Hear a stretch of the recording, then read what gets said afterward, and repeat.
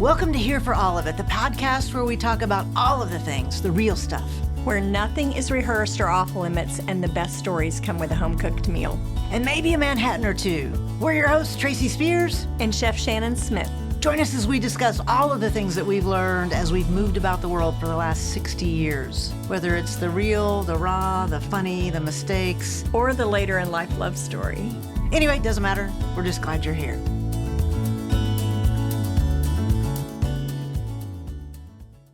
Hey there, and happy holidays to all of you. I'm super excited about this conversation. I am too. And I have been, we're at the cabin, obviously, and I have been, doesn't matter. And so I come in here and you're ready to go. And I look down and you're like thinking about the things. So I feel a little like I'm not as prepared as you, but I have one story I want to go with and then a couple of little things, but. Well, we haven't even told what we're going to talk about. Well, they know because this will be released on the week of Christmas, I think. I don't even know when Christmas is this year. Do you? The 25th.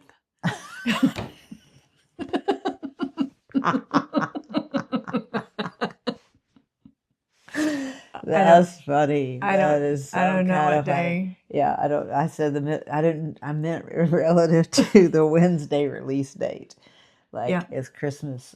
Anyway, it doesn't matter. So we're going to talk about Christmas traditions that we remember as kids, adults. I have, and not just traditions, but stories and memories.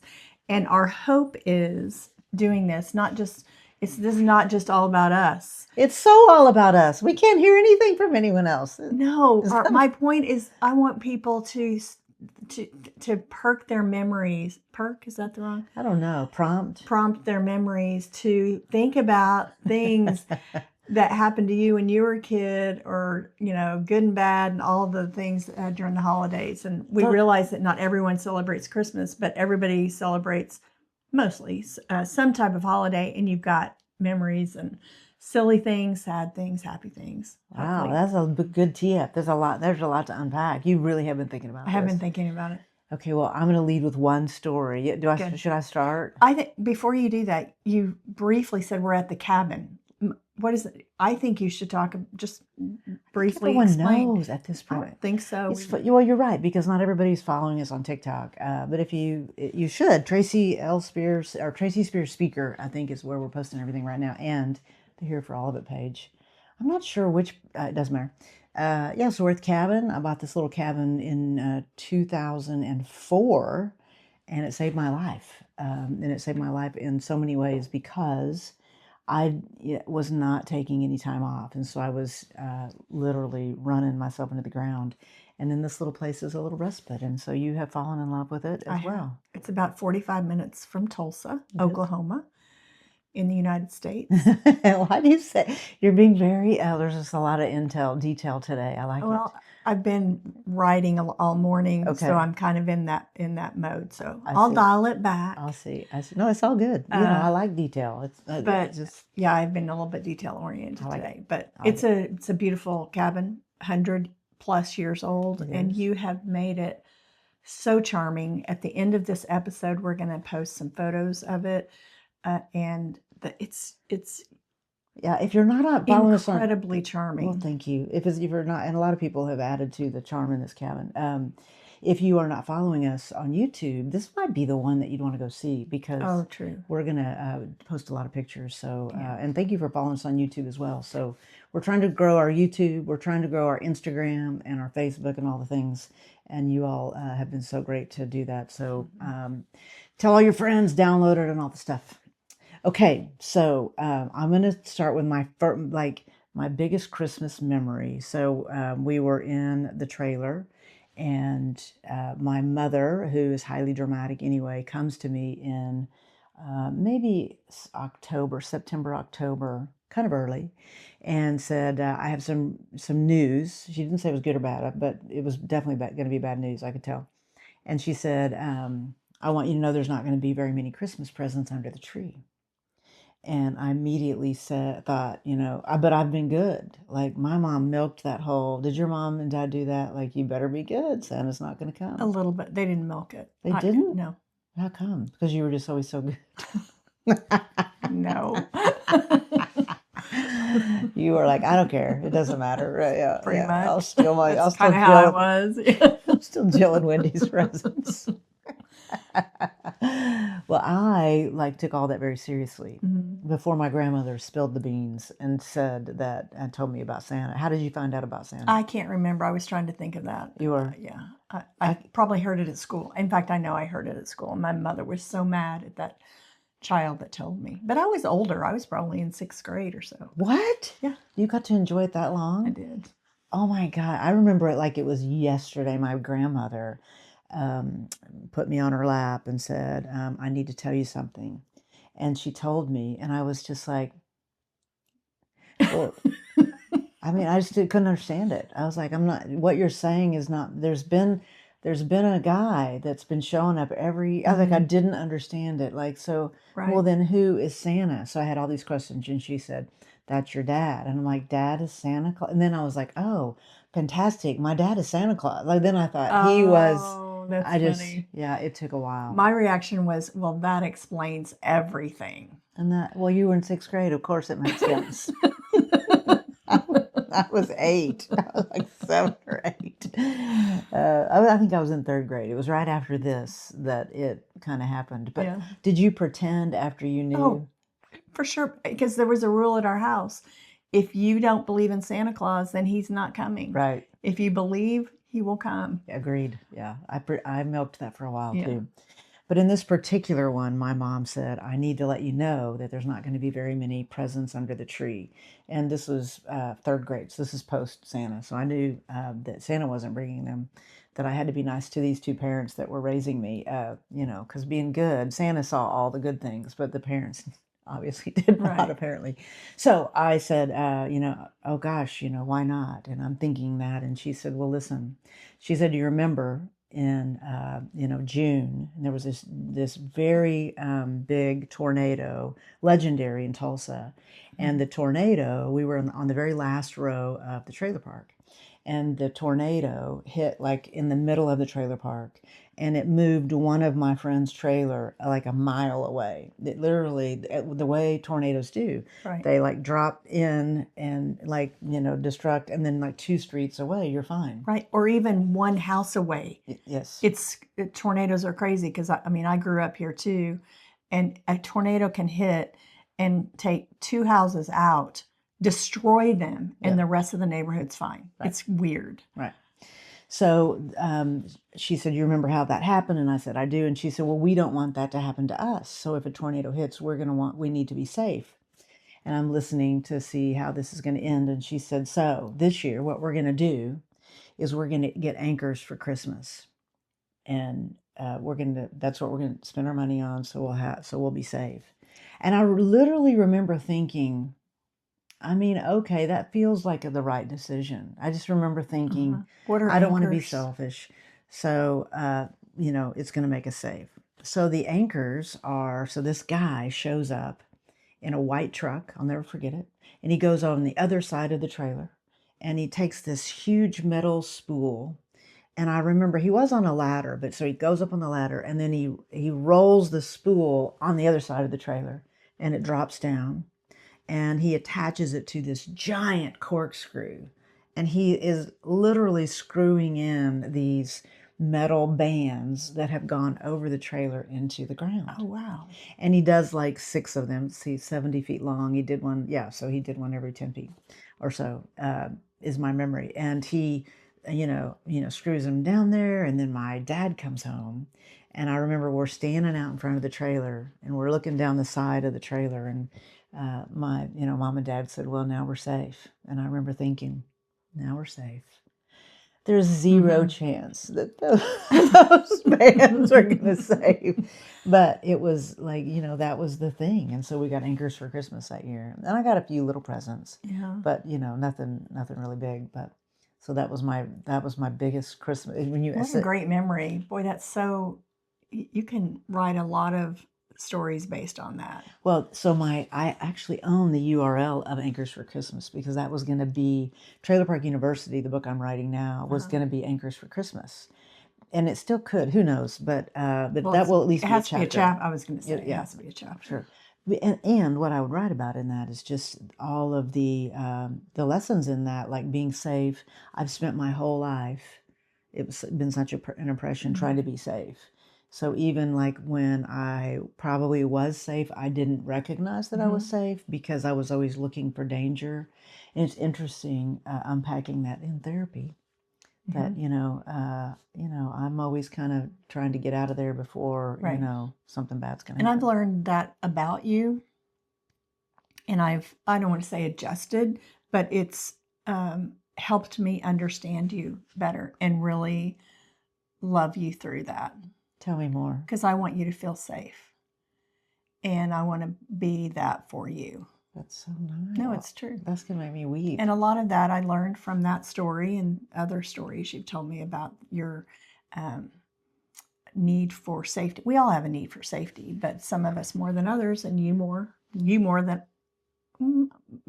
I in some ways. So, Well, I do feel safe with you, and I appreciate you saying that because I think that's where most of the quirkiness comes from is me always wondering, is everything okay? And I overreact to situations at times when I don't feel safe. So anyway, wow, happy holidays. Wasn't that a fun story? it was a great story. The other thing I have to, and I'm going to ask you this, like about the wrapping the presents and stuff. Like my mother, and I'm going to guess that Diane was the same, that my mother, Lucy, was like that was her Super Bowl, wrapping presents. Yes. Was your mom like that? My dad. What? My dad would wrap the presents, and my mother would do all the bows. Oh. Yeah. How did she have a bow maker? Oh my gosh, my mother was the queen of bow making. I don't know. Lucy could give her a run for her money. Did she use like that the plastic bow maker? No, she didn't. I don't know that we knew about that. My mother would go to Hobby Lobby and buy. Was there a Hobby Lobby then? Well, this is probably in junior high. It came around. I don't know where she got her ribbon before that, but someone taught her how to make bows, and that woman could make bows, and they were on gifts. And she made wreaths, and I'll talk a little bit about that later, but she could make a bow. So tell me about the plastic. Well, the bow, I have to tell you, the bow maker thing it looked like, gosh, what would it look like? It had a plastic center, and it had like four legs off of it that secured it on the ground. Okay. And in those, there was a little plastic top, and you would put these little white, it stored all the white bow maker things, the plastic things that held the bow. And so then you would open that, you would take it out, and you would stick it on the top of this little post, and you would take your ribbon and you'd stick it, and it would puncture the ribbon, and then you'd just turn it, and you just kept turning it and turning it and turning it until you couldn't hold any more ribbon on there. It was amazing. And then you tied it off with a piece of wire or something? No, then you cut it, but then you would take the plastic knob and you would push it through the box. So you didn't have to tape anything or anything. Oh, wow. How can you not know about this? I don't know. I'm totally, if it's not too late, I'm going to see if I can find one for Christmas. Because I do not like to wrap presents. Which is it's so weird, some of the things that you don't like to do that I do enjoy doing. Right. My daughter Meredith does beautiful gift wrapping. I believe that. And I'm known in the family. I'm not good at it. I don't like it. I often will just hand somebody a gift. The other thing is I tag them incorrectly probably for the past 5 years. And now it's like a joke. So now this year I'm going to do it on purpose. But up until now, it's all been by accident. Last year, my son opened a gift, and it was a Lululemon leggings and a size extra small hoodie. Yeah. And I'm like, oh, that's not yours. That's not yours. Okay, Meredith opened. That must be his. who had, and it's this big. I believe this. Every year that happens. Somebody opens the wrong gift. You know what I remember about last year is you, I think it was Christmas Eve. I don't remember, or it was everybody was at your house already.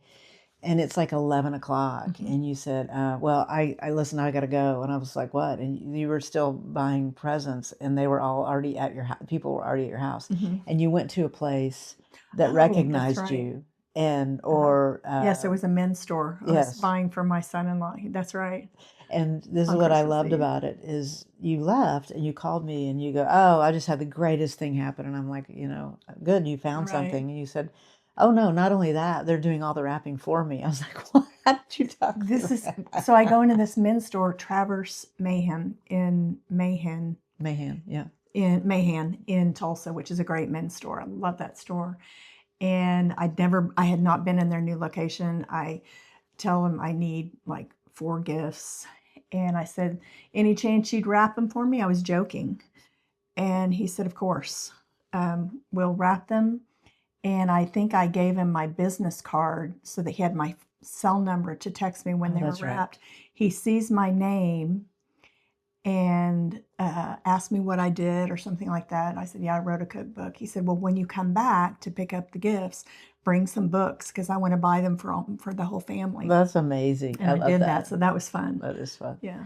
Well, so my packages were aluminum foil. So that was the punchline. So From your mother? My mother said that we couldn't afford wrapping paper, but I in the rear view, it has to be that aluminum foil had to be more expensive than wrapping paper. I don't know. I don't know. But here's what I know. She would always buy the colored bows, and I think they looked better because she really didn't give a shit about the package. What she wanted is everyone to ooh and ah over her bows, because she would sometimes put 2 pieces of ribbon, different colors together, and so I think she was showing off her bow, but everything was in aluminum foil. My grandmother Nina would save every box throughout the year. Tampon box. What? I don't know why she had tampon boxes, or maybe it'd be a maxi pad box. Butter box. What? The lean cuisine. She ate tons of lean. All those kind of boxes she would save, and she would put her presents in those. And it wasn't as a joke. It was just she needed a box. She grew up in the Depression. Sure. And we would open a butter box and it'd have, a piece of jewelry in it or something like that. Oh my God. Did you all save the paper also?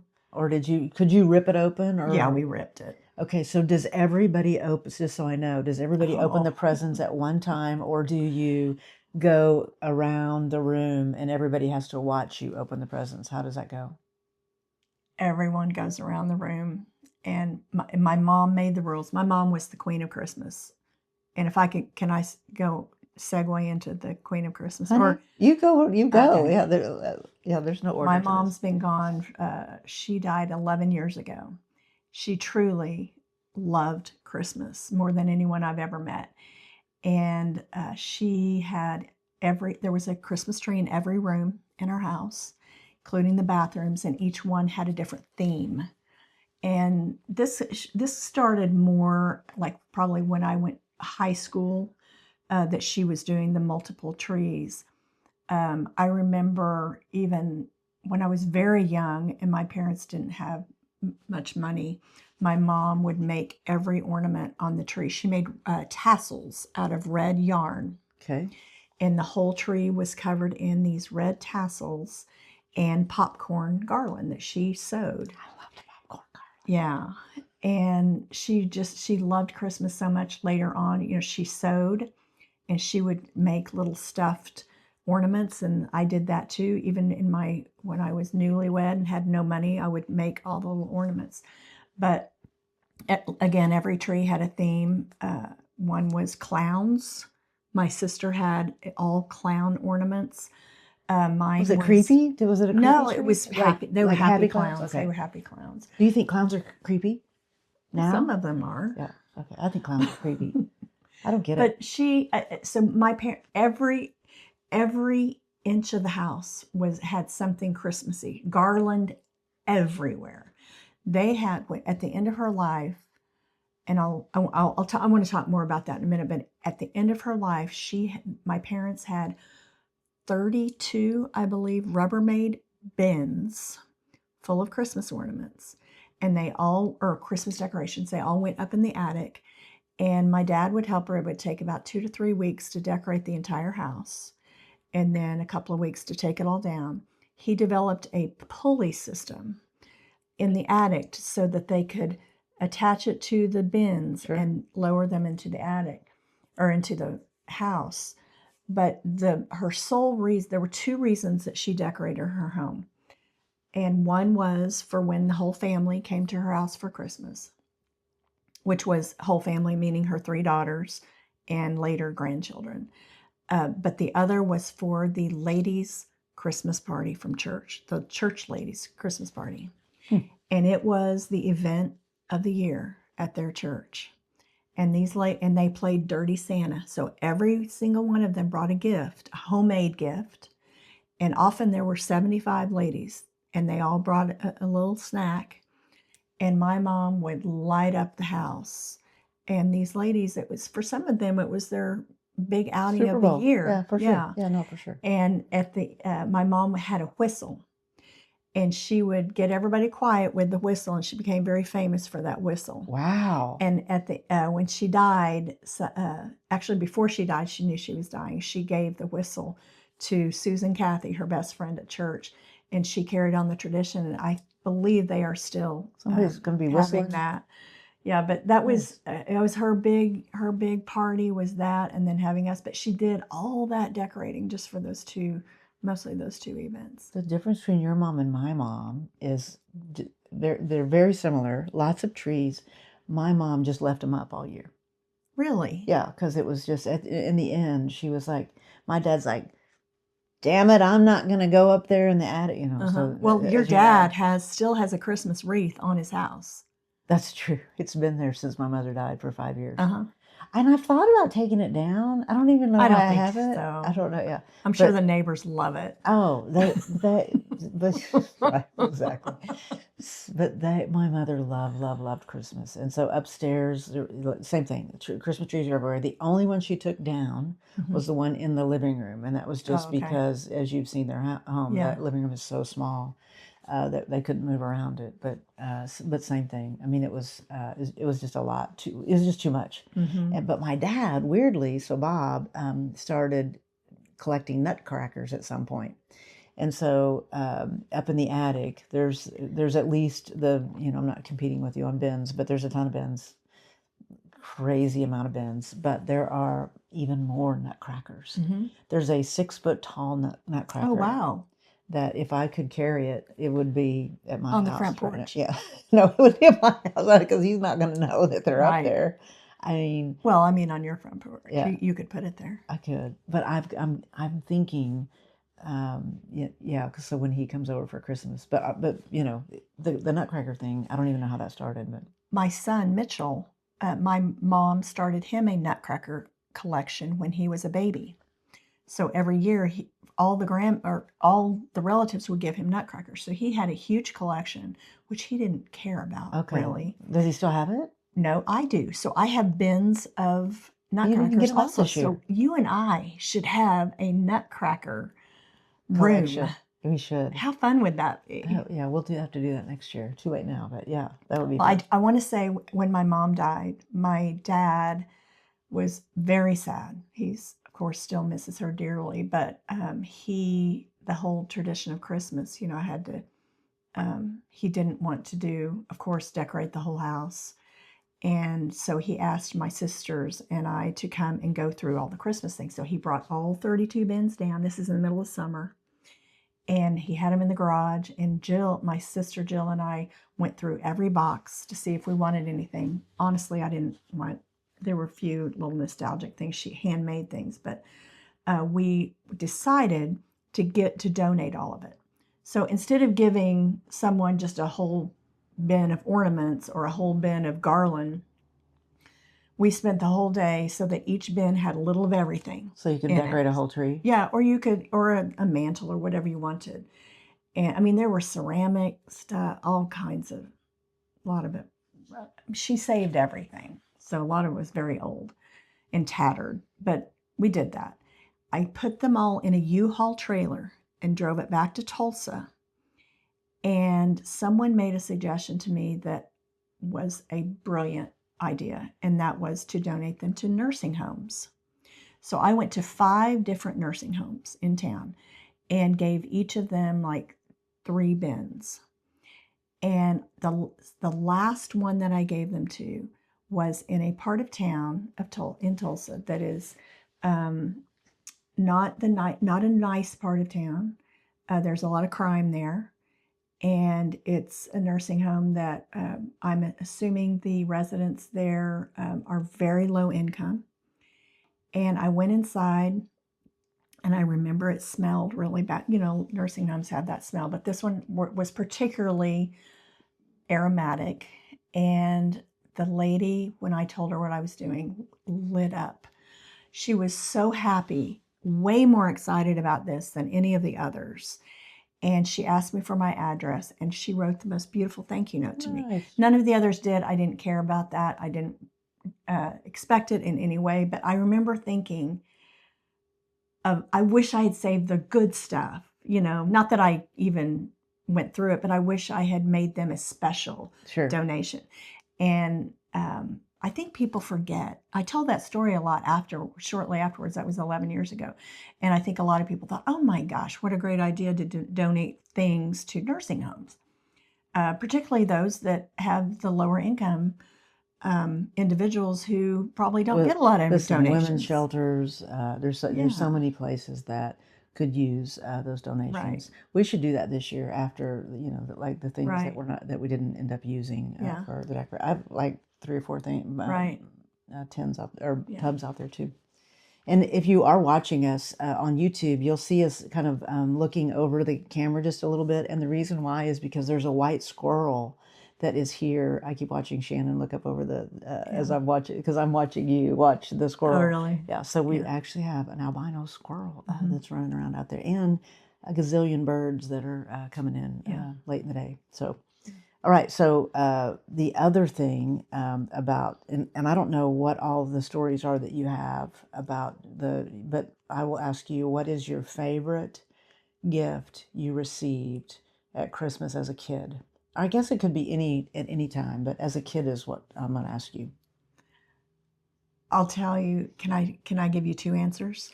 Yeah. Why are you asking my permission? That's true. I'm going to give you 2 answers. The red bicycle. Was my favorite. That was my. Was it new or was it? Brand new. I asked for it, and I didn't know if I was going to get it. And I remember that day. Of course, it's cold in Oklahoma in December, but I was on that bike, and I spent a lot of hours. Did you have a banana seat? No, this was a 3-speed bike. What? That was your first? That's wow. I remember. I mean, I'm sure there were other gifts that were special, but that one I remember very well. So my mom was adamant that we never learn about Santa Claus, and even if we did know about Santa Claus, that we pretend, because it was she wanted that tradition. One year we were going to my grandparents in New Mexico. It's an 8-hour drive, and my sister Jill and I, for whatever reason, asked. So we must have been older, like middle school or junior high. We wanted for Christmas shelves in our room. So, and these particular shelves were the plastic ones that you assemble, you know, the shelf on shelf on shelf. Sure. And we wanted those in our bedrooms. So my mom, I guess, decided Santa Claus was going to bring the shelves, but we were going to New Mexico. So instead of saying Santa Claus is leaving your gifts at home, she wanted us to see it on Christmas morning. So on top of the car are these 2 massive boxes, and she covers them up.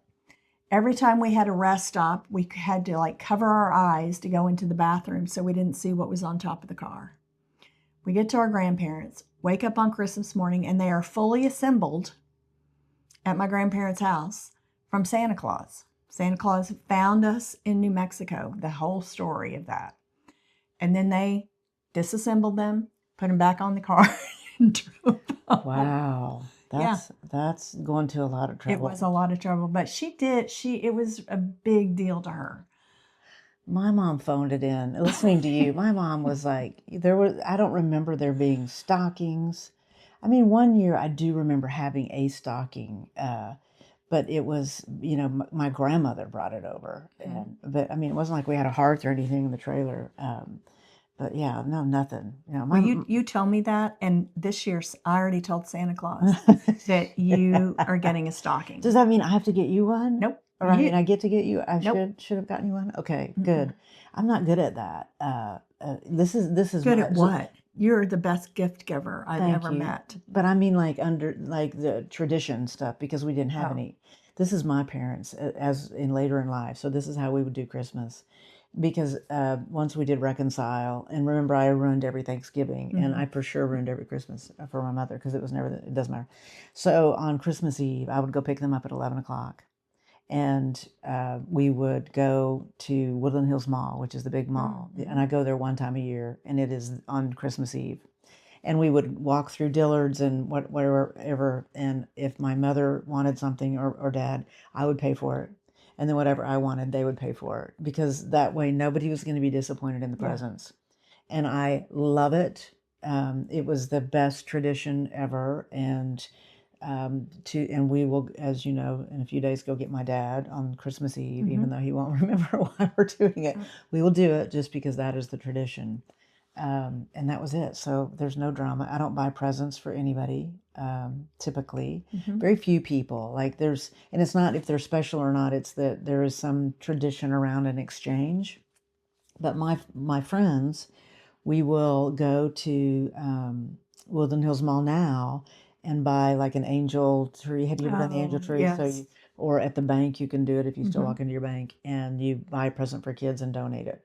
And that's kind of my thing. So it is very much your thing.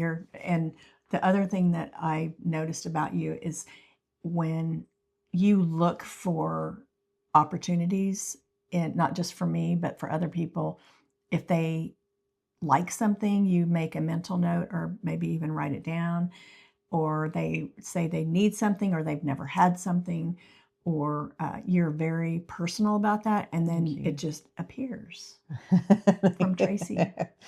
All during the year, you mean? Yeah, I don't mind. Well, during the year, but I mean, this is only our second Christmas together, but you do that for me all the time. I try. Thank you. That's very sweet. You're very thoughtful. Well, I do try. But if there's nothing that I can think of, I just won't get a present. So I'm either incredibly thoughtful or, oh yeah, happy birthday. Like but it's hard for me, and I'll tell you. So I have had many people in my past, and I'm not going to name names because they're watching. Some of them are watching, that would like get me something that they wanted me to have, and that because my mother would do that. My mother would buy me stuff that she would want me to have. Right. That would make me so mad. I'd be like, I'm never going to wear a cap's sleeve. Right. Like, that's never going to happen that I'm going to wear a shirt like that.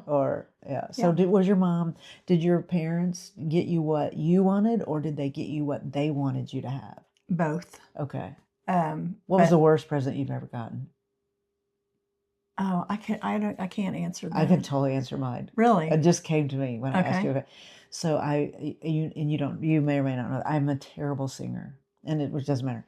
Such a bad singer that at sixth grade graduation, Mrs. McCants pulled me out of the chorus and sat me next to her on the piano and said, "Here, Tracy, turn the pages." That's how bad of a singer I am, which is fine. But I am enthusiastic about it. Yes. And so around my grandmother, I used to sing all the time, apparently, because one year, and I'm 17 years old, she buys me a Mr. Microphone. She's like, "I thought you would love this because you love to sing." Like my grandmother. How sweet was that, though? It was very sweet. It went unopened, if I remember, but I just remember thinking, I only would sing for my grandmother. I'm not going to sing into now a Mr. Micro. Do you remember Mr. Microphone? Of course I do. Did you have one? No. I mean, I can't believe you, because you're a good singer. I'm not a good singer. You're not? No. I don't think that's true. I mean, I did grow up in the Church of Christ, where a cappella singing was the only way to sing. We were not allowed to have musical instruments. So I do know how to sing, and because I played the piano, I know how to read music. But good at it, no. Well, so one of the things we do in our leadership, like there's this one particular group that I do, as you know, and it's usually 40 people. We spend 3 days together, hold up talking about all things leadership. And on the second night, we always go to dinner and we do the stand up, sit down thing. And so I'll read if you've ever done this stand up, and just so we can get to know each other better. And there are things like, it doesn't matter, but there's one question that I always ask, which is anybody a singer? Does anybody, been a professional singer or done anything? And there's always 2 or 3 people that stand up like they're really Really? good singers. And I will push them and say, okay, will you sing a song? And the last 2 times ago, there were 2 women that were like, oh, yeah, no, but I knew they had game. I could tell they were, and we coaxed them for an hour and they got up and sang. The first one sang like this opera and we all wept. Like she was so Really? good. And the second woman was super good. But recently I did one and only one woman stood up. And there's 2 things I'm going to tell you. She said, as she, no, I'm not very good. No, I won't sing. I said, I'll give you $100 bill. And I literally had $100 bill in my pocket. She goes, I'm still not going to sing. And she ended up not singing for a $100 bill. But there was a guy that said, well, I'll sing for $100. But people that are good singers are usually bashful about it. Is that you? Because I think, I'm not a good singer. Okay. So I wouldn't say that. But I am, this is off topic a little bit, but because I'm never off topic. This exercise that you do in audiences, I've been there when you've done it. And this is just one of many ways Tracy is so good at getting audience involvement, not just audience, because when you speak in front of a lot of people and you just make them so comfortable with all the cool things that you do. But at the dinner table, you're extraordinary at getting everyone engaged and acquainted. And by the end of the night, everyone's exchanging cell numbers, and which I've witnessed that many, many times at my dinners before I knew you. But since you have started becoming a guest, I mean, you're now part of the team. That's so nice. And a lot of it's because you're so good with people. Well, thank you for that. I appreciate it. I enjoy that. I don't think there's anything worse than sitting there all night and not even knowing who you're sitting next to. But I also know there's nothing worse for some people than having to introduce yourself to somebody. Right. So it's tricky because I know half the people are introverts, statistically speaking, around at your dinners, and half of the people are like, oh God, I don't want to say anything. Right. And the other half are like, give me the mic. Right. So it's funny to watch how they navigate. But some people will go, and I'm here with my husband. So you know who, if they're there with a spouse, only one of the two is probably going to do the talking. Yeah. But well, you get everyone going. It's great. Well, listen, thank you. But I am a sideshow to this. How you do that, you make people feel comfortable too with the food. So speaking a little bit on that topic, and I'll just say my favorite Christmas present next. But go ahead, don't forget your favorite Christmas present. Yeah, yours was a it bike. Your turn? No, I just didn't. I don't want to forget. No. But go, no, that is where we go. No, you go, but I'll come back to No, because this is off that. You're leaving it. Okay. What was your favorite Christmas present? And the fact that we don't edit these is unfortunate right now. But anyway, it was a toss across. Did you ever get a toss across? I didn't get one, but I played one, and I was not good at it. Are you? Oh, of course. I mean, I could get 3 X's. Like you take the bean bag and you hit it, and you know what I'm talking about. So that's the tic-tac-toe with a bean bag. Yes. So it lays on the ground, and you would throw the bean bag, and you try to flip the tiles to do tic-tac-toe. But if you threw it from the side, you could skim it, and you could flip them. It was it was the greatest Christmas present ever. But what made it great is that was the one that I could not find, because I am not going to lie. If I think there's a present in the house, I will tear that fucking house up to find my presents before I open them. Wow, I don't know this. I know, it's probably something you should know. And so I wouldn't now because I'm not nosy, but it was the challenge of, my parents would always say, and this is why I would do it, can you guess what's in that box? And I hated that I couldn't guess what was in the box. Okay, well, that makes sense. So I started looking because I wanted to go, I think this is a pet rock. And they'd be like, how did you know? And I go, I'm just a good guesser. But there was one box one year, and I was like, I just could not figure it out. And that was the toss across? It was a toss across. And I said, this is when I was not smart enough to give it up. And I'm like, I can't believe I didn't find that. And they're like, what? They hid it in the freezer.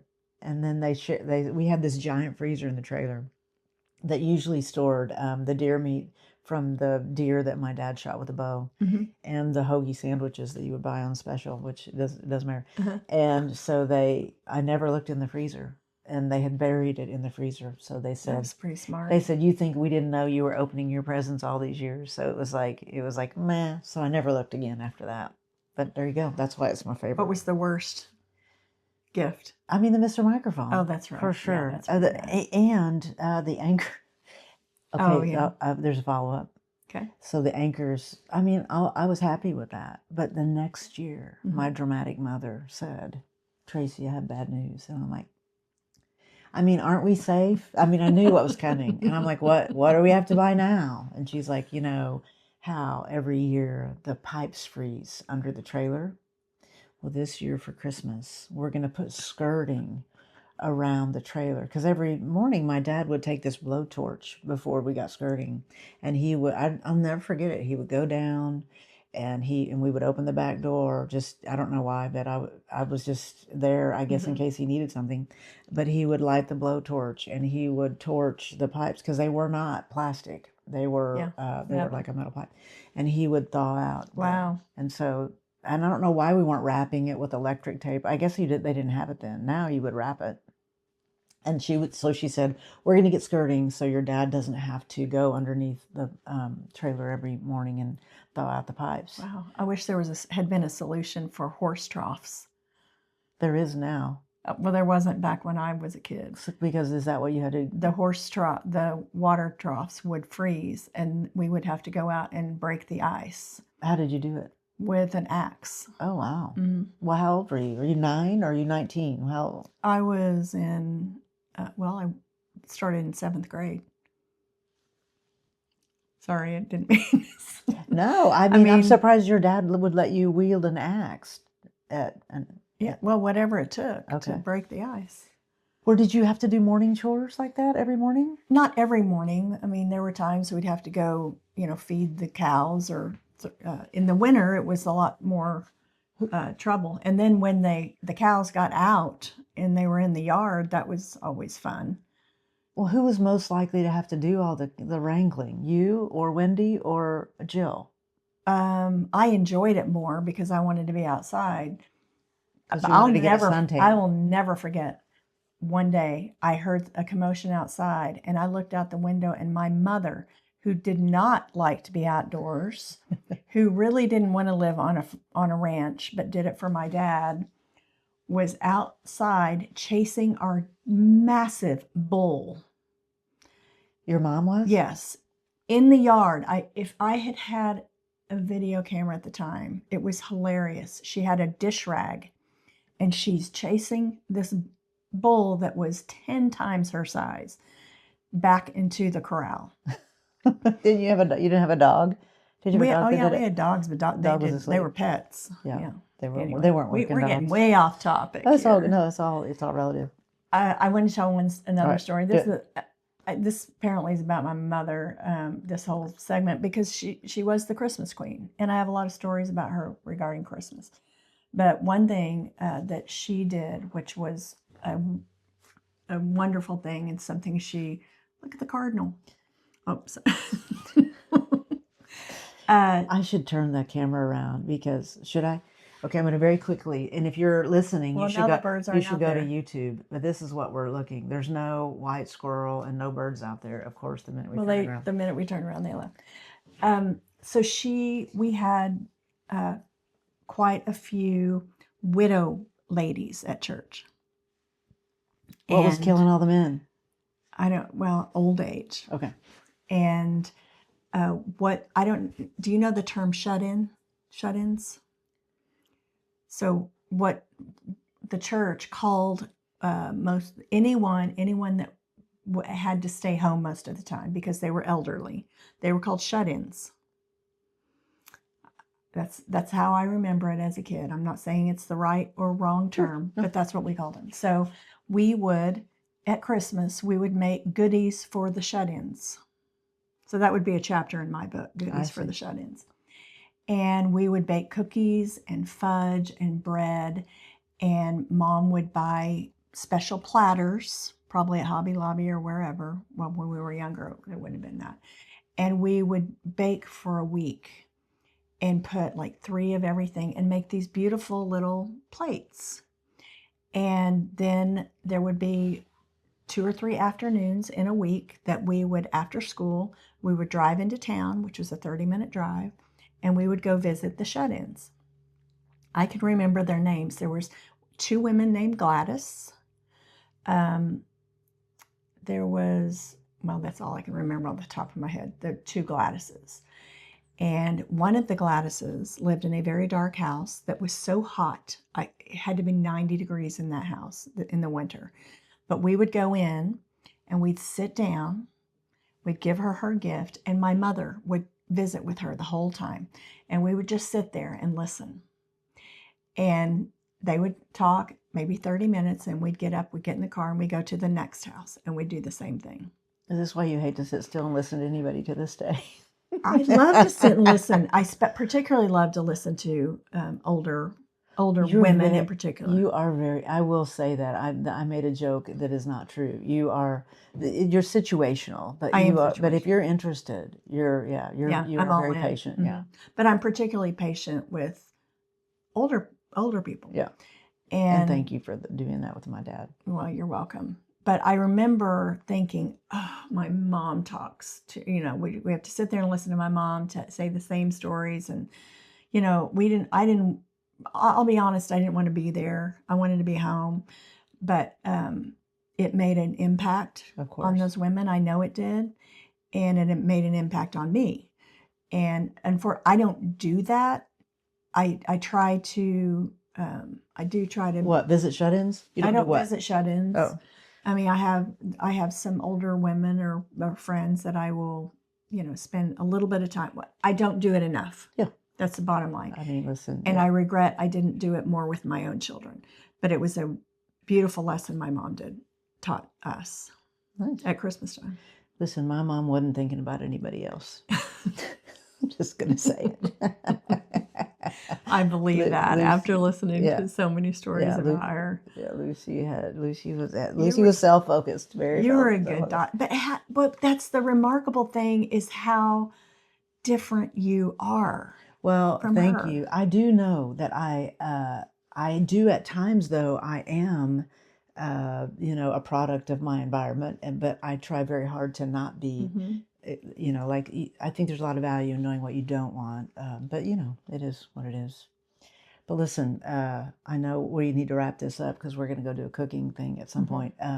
Anything else that? Oh, I got a lot more, but I'm not going to rank. No, I could tell. Because that's all kids that we haven't even talked about. Later, more up to present, or anything that's gone on. What do you want to say? Christmas. What do I want to say? Yeah. Well, I was going to ask you some questions, like when you became an independent adult. How do you celebrate Christmas? I literally will buy presents I donate money to different causes. I love Christmas, but I love the Christmas music, and I love fruitcake, and I love that I have time off from work. Mm-hmm. And I love decorating, as you now know. Yeah. I like all those things. I don't like the pressure of buying gifts. I don't. I hope that the people that do listen to this, if there's not a gift, it's because I'm donating money to somebody on your behalf. It's just too much pressure. I don't like all of that. I don't like the obligation. I don't either. Yeah. So I agree with that. Yeah. I certainly don't, and nor do you, decorate like our mothers did. No. I just don't want. I don't like. It's beautiful at the time. I hate putting it away. That's the worst for me. I know how this is going to go because I pulled out a lot of stuff this year. But I want to say this: there is one tradition that will make me weep when I talk about it for lots of reasons. But so Rita and Kevin Gasaway, who live here at the cabin, they every year they do their gift to us is to a certain group of people here is to make dinner, and you can't bring anything. You get all dressed up, like you're going like to like the nicest, and it is the nicest dinner because it's so thoughtful. Mm-hmm. They think about it all year long about what they're going to make, and I love love love. It's coming up and in a few days, and I'm super excited about it. And it's usually sometimes it's after Christmas, sometimes it's before. It doesn't matter, but it is a tradition that I'm so grateful. I remember the first year I was invited because it's legendary up here. Yeah. And I was like, oh, I was on the outside, but I remember the first year I got to go, and I was just blown away by the care. He prints this beautiful menu. Uh, so anyway, I love that. I think that, and you gift people that all the time. Like, I think love making someone's dinner and all that is the most loving thing, and I'm just so grateful that that's it's what I'm your best gift. at. It's what I know how to do. I know. And I still, since my mom passed away, I am the host for my family at Christmas, and I enjoy it. Yeah, I know you do. I know you do. All right. Well, listen, we're hoping everybody has a great. Was there something you want me to ask you about your adulthood? No, come on, do it. Like, yeah, nobody's still You're listening trying to wrap anyway. this up. Nope. I'm playing you because like we've reversed roles true. all We of a have sudden. reversed. Well, I'm learning. Yeah. Well, you like came into this with a lot. Like I came in kind of cold. I was like, oh, I'm going to tell my Anchors for Christmas story and all the things. So well done. You were super prepared. So what did you prepare that I have not asked you? Well, I'll say this if I started to say if I can, but I was going to say, yeah. Why are you so? As far as my children's Christmas, my children had a very different Christmas experience, or not very different, because they did go to my mom's and experience a lot of what I experienced at my parents'. But I divorced their dad when they were 3 and 5. And that's when Christmas changed for me, because with the custody, I had sole custody, but they went to their dad's every other holiday. Of course. So that meant that every other Christmas, I didn't have my children on the 25th. Oh, that would be awful. I can remember the first Christmas I went to a friend's house, and I just sat in the corner and watched their family unwrap gifts. They were doing, they thought they were being nice to me so I wouldn't be alone. And I remember crying the entire day, thinking, "Is this really, this is my life now? This is my life now." And it was my life. And I learned some things from that. And one was Christmas doesn't have to be on the 25th of December. That's right. And so we adjusted. My parents and their dad's parents were very good about making those adjustments too. Their dad was not good about it. I'll just say that, which made it stressful on everyone. Sure. And I had a lot of sadness at Christmas, and so I often say I don't like holidays, and I've said it on the TikTok many times. Particularly, Thanksgiving, it was the same thing. Oh, and it wasn't that I was alone. I would go with friends, or I might go to my parents or whatever. But it wasn't the same. I have children, and I felt like I missed that. So holidays changed for me at that time, and I didn't value them probably as much as I should have. But I'm getting better. I can't wait to spend holidays with you. My kids are both married now, so they have their own families and traditions, and they appreciate that I'm not that parent that says, "Oh no, you have to come to my house, and we're doing it on this day." And I have no jealousy whatsoever that they would rather spend Christmas somewhere else. I'm not that kind of parent, because I have been there where you have to make those choices. And I hate when I hear my friends talking about their kids who are just pulled back and forth between grandparents and parents and all of that. So that things change, but I'm starting to enjoy it more, and I can't wait to enjoy many of them with you. Well, likewise. So I'll just end it with that. Well, that's a good ending. Listen, gosh, we hope everybody has a great holiday. And man, I was going to ask you, but I'm not going to ask you, but I am going to ask you. Mm-hmm. Do you have any expectations of like actual Christmas Day and all that now? Are you? I just want to be prepared. Well, my expectation this year, yes, is that we spend a lot of time together, you and I. Of course. Okay. And our hope is to be back here at the cabin and to just love each other and maybe start working on our goal setting for next year. Oh, I'm so excited about that. And, watch a movie all the way through. You're acting like that. You go to sleep in the middle of them. I know. So that one's for me. Okay, all right. And last night we're in the middle. Food and eat nachos. I want to eat nachos. We always want to eat nachos. I love that. Well, listen, yes to all of that. Yeah, what's your expectation? Same. Yeah, no, I don't have. I need to see my dad on Christmas Eve just because I want to keep the tradition alive. And the goal setting, so I don't know exactly when this will air, but by the time it does, you all will know that we're doing a goal setting workshop in January so that people can go sign up for. So, but I like that we're going to get a head start. And why don't you what's more information on that? I don't have it right now, or I would, but just going to be go to tracyspears.com. Really cool. Yeah, tracyspears.com, or let's see, what would it be if you go to tracyspears.com and you just say, "Hi, I'm interested," then people that know more than I do will reach back out to you. Yeah. So, all right. Well, listen, happy holidays, everybody. And we are going to do a cooking thing at the end of this. Right, we are. We're going to do it in another kitchen, though. It's going to be on this episode, but I'm going to make my... Don't say it. I can't say it? Do you know exactly what it is? Because it could be something else. No, I'm making the adult pigs in a blanket. Okay. Well, well, I hope that's what it is when they click on it. Do you like them? I love them. Okay. It's like the greatest thing, but we have had a little conjebity. Like people are clicking on, at Thanksgiving, they were trying to make your pie, but it went to a different link. So I'm trying to that's what it's going to be. All right. Well, no, that is like the greatest recipe, and I'm very excited about it. Okay, good. All right. I just hope that's what it is when they click on it. All right. Happy holidays, everybody. Thank you. All right, here we go. Let's do this. We're going to make, by we, I mean Shannon is going to make an appetizer, a Christmas appetizer. I have had this. It's spectacular. It really is. Yes. This is an elevated pig in a blanket.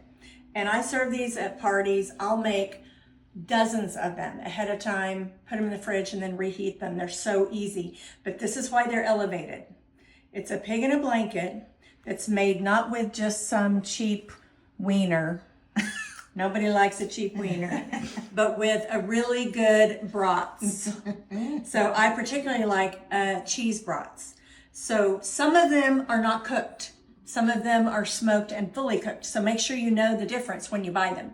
If they are not cooked, you need to cook them, like in the grill, in the oven, however. What's your favorite brand? My favorite is Prairie Creek Farms here in Oklahoma. Nice. Shout out to Prairie Creek Farms. But I also love Johnsonville.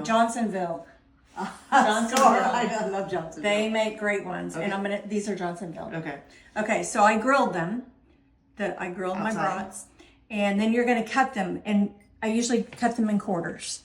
So you got 1, 2, 3, 4. That would be a quarter. Yes.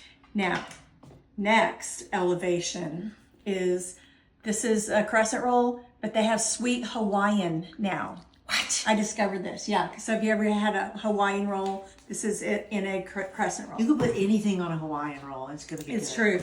So you just roll out your little rolls, and of course they're in triangles, and then I cut the triangle in half lengthwise.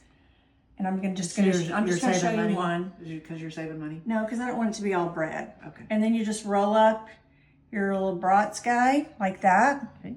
Then I have, this is egg white, because that's what I had in the fridge. But if a whole egg is fine. And you just kind of, you don't want a lot of egg. I just want you to know I'll be able to eat it because I won't be able to see it. Right, because Tracy doesn't like eggs she can't see, or she can see. All right, so this is just acting as a glue. So here's the next elevation.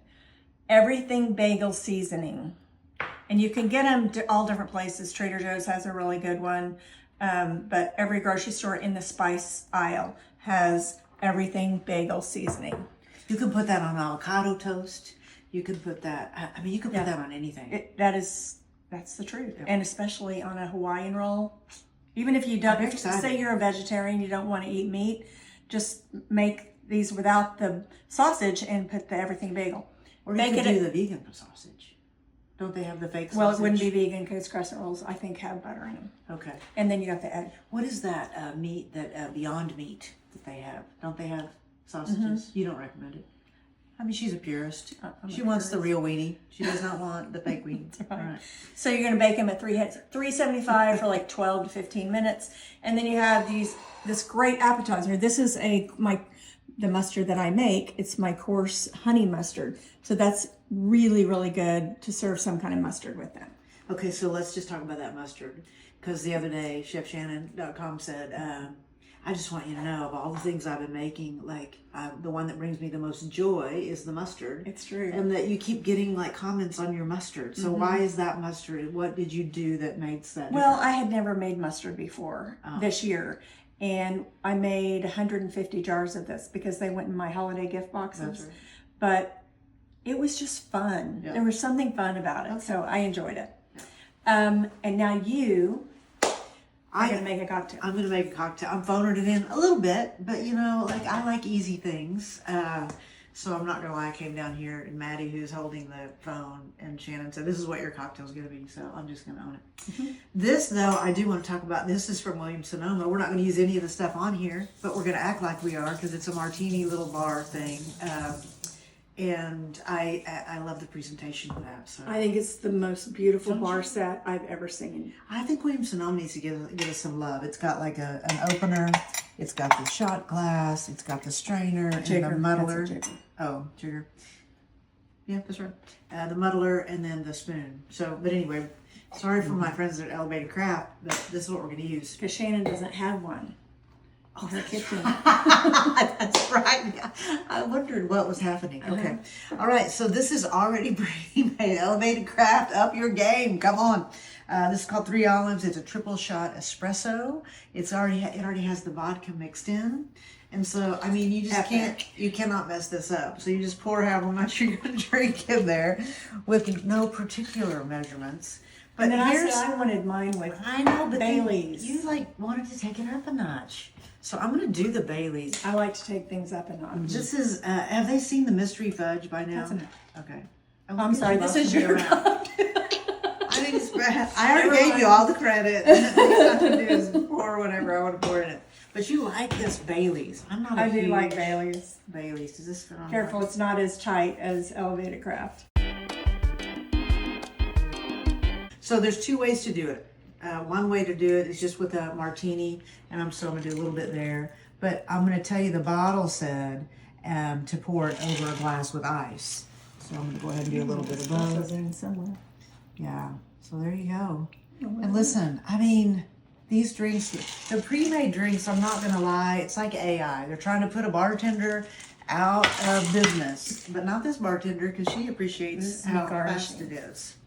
Oh, very nice. With some coffee beans that I brought back from Colombia. Really? Yeah. Okay. Well, there you go. So that's elevated. Which one do you? I'll take this one. Try. All right. Well, okay. Cheers. Cheers. Happy holidays. We're gonna have a great time this holiday. I know we are. That's pretty good. It's amazing. I'm not gonna lie. Yeah. We needed a little shot of espresso. We did. We did. All right. We'll do it again soon. Love you, mean it. Bye. Thank you for tuning in to Here for All of It. We love sharing a little bit of our day with you, and we appreciate you sharing yours with us. Hit subscribe so you never miss an episode. Share this with a friend and join our community because we want you here for all of it too. Thank you so much for being with us. Love you, mean it.